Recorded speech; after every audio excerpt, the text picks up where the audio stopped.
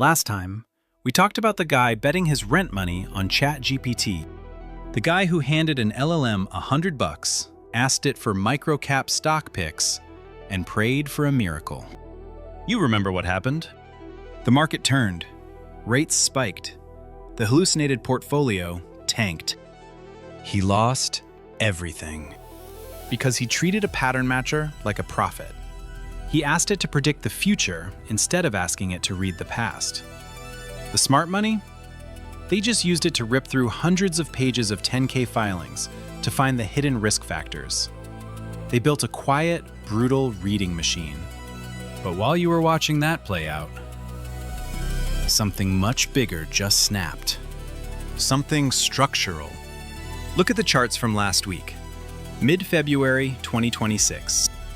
The S&P 500 Software and Services Index didn't just dip, it fractured. It violently diverged from energy and industrials.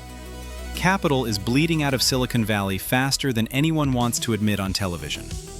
It's not a correction. It's an execution. Wall Street finally woke up to the lie that has powered the tech industry for 20 years. The per-seat subscription model. Think about how corporate software works. You start a company. You hire 5 junior analysts. You need tools.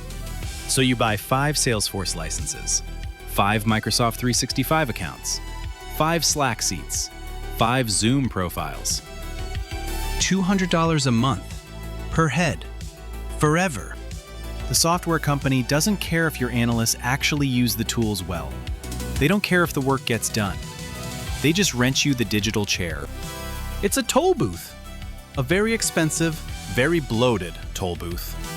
For decades, the math was simple. Grow the headcount, grow the software revenue. Tech valuations exploded because investors modeled this infinite, recurring tax on human labor. Then, February happened. Anthropic dropped their desktop-native agents. Altruist pushed Hazel out to the fintech guys. And the math died. Because the new AI doesn't just sit in a chat window waiting for you to ask it a question. It acts. It is autonomous. Agentic. Imagine a junior analyst named Dave. Dave spends 8 hours a day reading client emails, downloading CSV files, cross-referencing them with a CRM database, and generating a weekly status report. Dave costs $60,000 a year, plus benefits, plus his 5 software seats. Now imagine a Python script. It triggers when an email arrives. It uses an autonomous agent to read the text. It uses a specific tool to securely ping your database. It structures the data, it writes the report, it emails the client. It does this in 4 seconds. It doesn't need a Salesforce seat.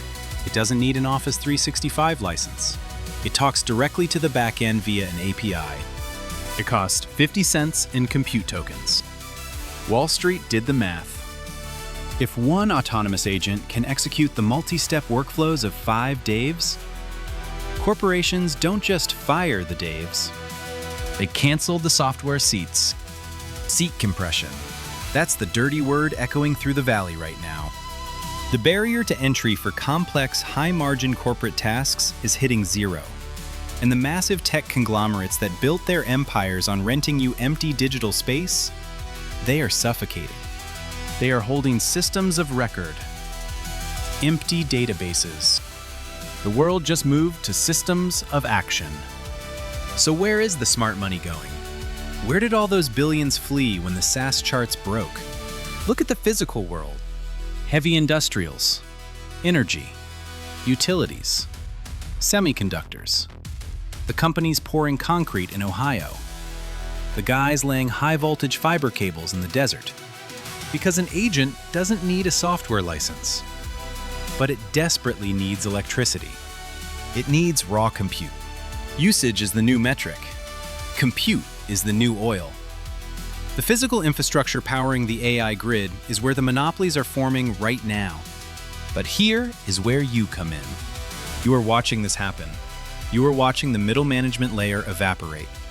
You are watching the software stack collapse. You have 2 choices.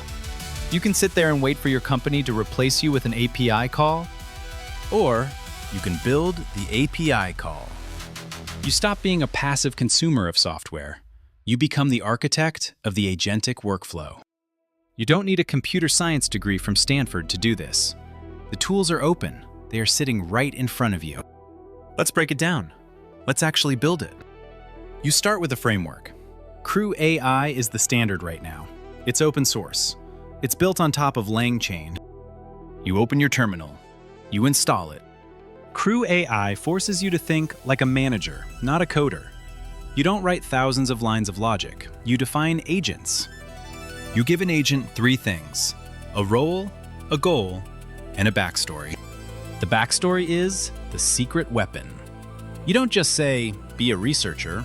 You write, you are a cynical, obsessive financial analyst who hates corporate fluff and only cares about raw data anomalies.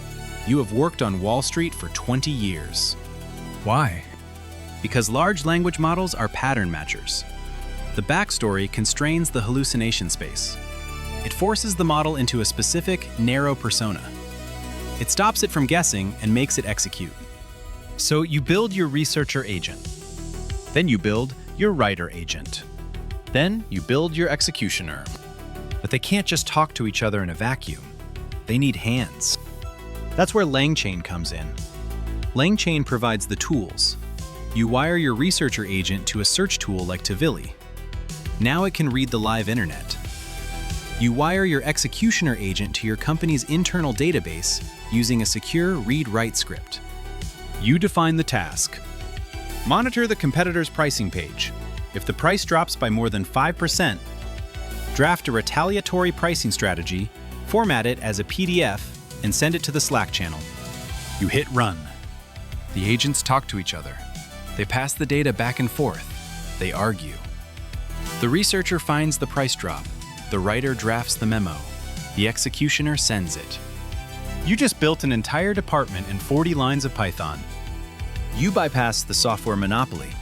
You didn't buy a SaaS product to monitor pricing. You didn't buy a SaaS product to generate PDFs. You built a system of action.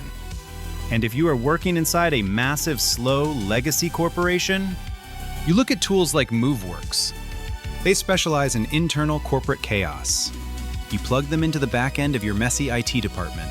Instead of an employee submitting a ticket to HR, waiting 3 days, getting approved for a new laptop, the agent reads the ticket, verifies the employee's budget authority, pings the procurement database, orders the hardware, closes the ticket. 3 minutes. Zero human intervention. This is the SaaSpocalypse. It's not a sci-fi fantasy. It is running on servers in Virginia right now. The old system relied on hiding complexity behind a pretty user interface and charging you $200 a month to click the buttons. The new system strips away the interface entirely. It goes straight to the code, straight to the action. The companies that survive this won't be the ones with the most software subscriptions. They will be the ones with the leanest, most aggressive agentic workflows. The individuals who survive this won't be the ones who know how to use Microsoft Excel really well. They will be the ones who know how to command the machine to build the spreadsheet from scratch while they sleep. It's a brutal shift. White-collar wage stagnation is already happening. The leverage has shifted from the worker to the compute cluster. If your only value to the market is moving data from one window to another window, your margin is zero. The machine does it faster. The machine does it cheaper. And Wall Street knows it. That's why the money moved. They abandoned the per-seat illusion. They bought the power grid. You need to abandon the illusion too. Stop asking the chat window to do your homework. Stop treating it like a toy. Download the frameworks. Define the roles. Wire the tools. Build your own department. Because the corporate software model is dead. The seats are empty. The agents are already working.